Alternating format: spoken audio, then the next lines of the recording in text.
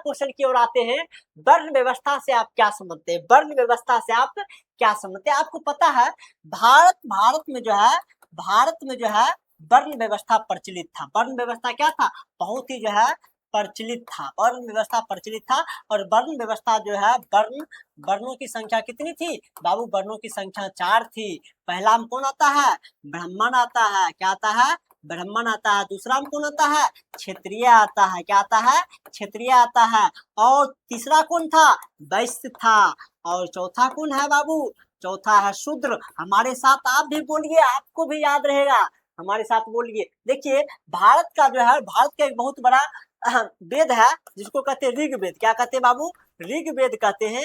ऋग्वेद में जो है ये चारों वर्णों का उल्लेख मिलता है। ऋग्वेद का एक जो है पाठ है जिसको कहते हैं पुरुष सूक्त। क्या कहते हैं? पुरुष सूक्त कहते हैं। क्या कहते हैं? पुरुष सूक्त में जो है हमको चारों वर्णों का वर्णन मिलता है। ऐसा माना जाता है ये चारों वर्णों का जो है ना उत्पत्ति जो होता है वो ब्रह्मा कहाँ से बाबू? ब्रह्मा के जो है शरीर से होता है। क्या होता है?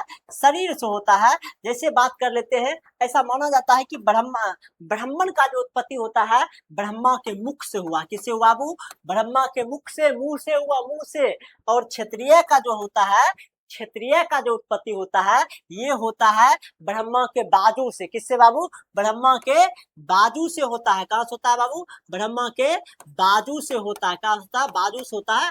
और ऐसा माना जाता है कि वैश्य का जो है उत्पत्ति जो होता है ब्रह्मा के जंघा से होता है। कहाँ से होता है?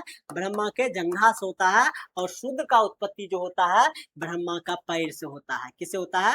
ब्रह्मा का पैर से होता है। बताइए किसी कोई दिक्कत? और ऐसा भी माना जाता है कि ब्राह्मण का जो कार्य था इसका कार्य भी डिस्ट्रीब्यूट था। देखिए कार्य भी डिस्ट्रीब्यूट था। इसका काम क्या था? ब्राह्मण का काम था पूजा पाठ हवन कराना। क्या कराना? पूजा पाठ कराना। पूजा पाठ कराना। ठीक है, पूजा लिखा गया, पूजा पाठ कराना। और वैश्य का काम था राजा वाला, इसमें लोगों को रक्षा करना। वैश्य का काम था व्यापार करना। क्या करना? व्यापार करना। और शूद्र का काम था तीनों वर्णों का सेवा करना। क्या करना बाबू? तीनों वर्णों का सेवा करना। ये तीनों वर्णों का क्या करता था? सेवा करता था, या इसका कार्य था। बताइए समझने में किसी को दिक्कत होगा, किसी को परेशानी होगा तो एक बार अपना कमेंट राय विचार आपके लिए खुला है, खुला दरबार है।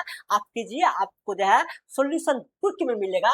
और देख लीजिए, एक बार हम पढ़ के भी बता देते वर्ण व्यवस्था से आप क्या समझते हैं, तो अपना सब लिखेंगे दोस्तों। क्या लिखने वाले हैं?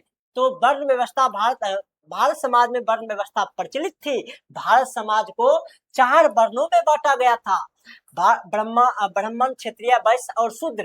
ऋग्वेद के पुरुष सूक्त में 4 वर्णों का चारों वर्ण का वर्णन मिलता है।